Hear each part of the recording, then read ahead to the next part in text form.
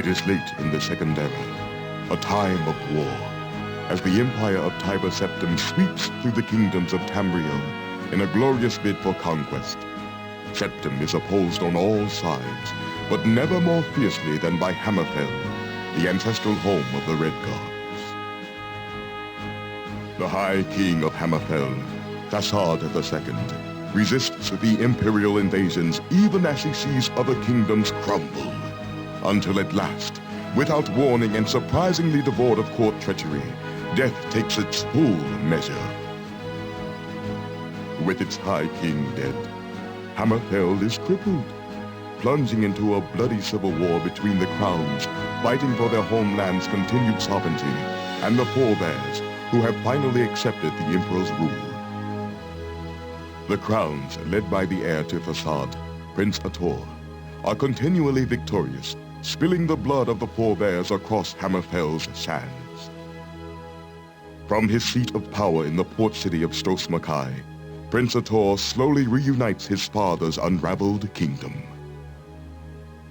Feeling their impending defeat, the forebears sign a pact with the Emperor, allowing him to bring his armies in, crush the crowns, and rule Hammerfell as his own. Tiber Septim's armies prove too much for the proud Redguard crowns.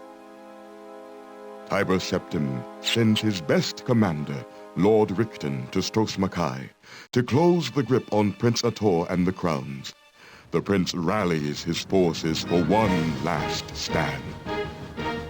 Knowing that Hammerfell's sovereignty is at stake, the crown forces match the might of the empire, meeting them in the harbor of Stros Makai for the final battle.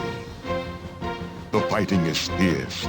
Lord Richten, having seen the prince's victories at sea before, decides to bring his last resource to the fore.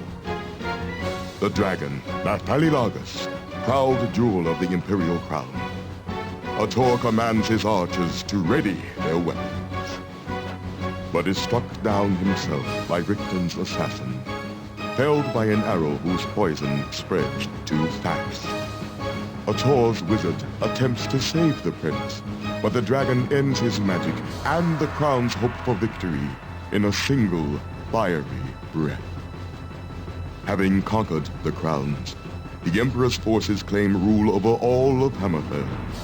Imperial garrisons are stationed at every city, and Richten himself is named provisional governor of Stros Makai.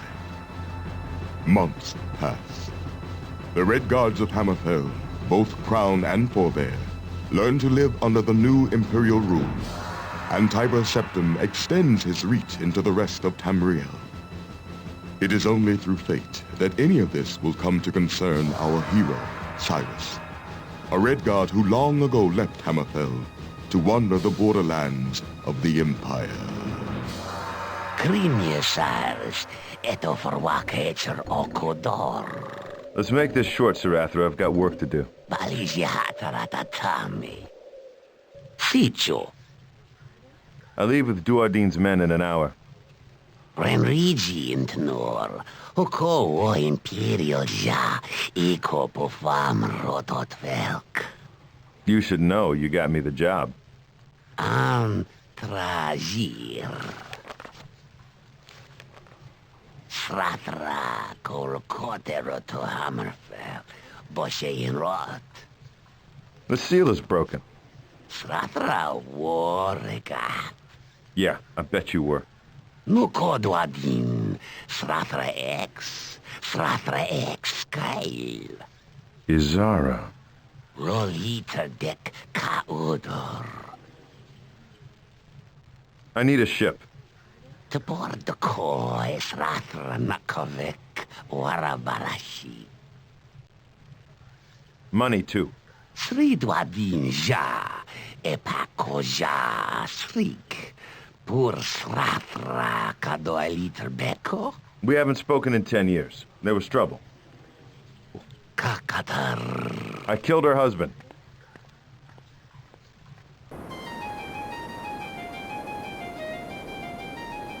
Hammerfell's prodigal son, Cyrus, returns to the province of his birth. He buys passage to the island of Stros Makai in the hopes of rescuing his sister, Izara.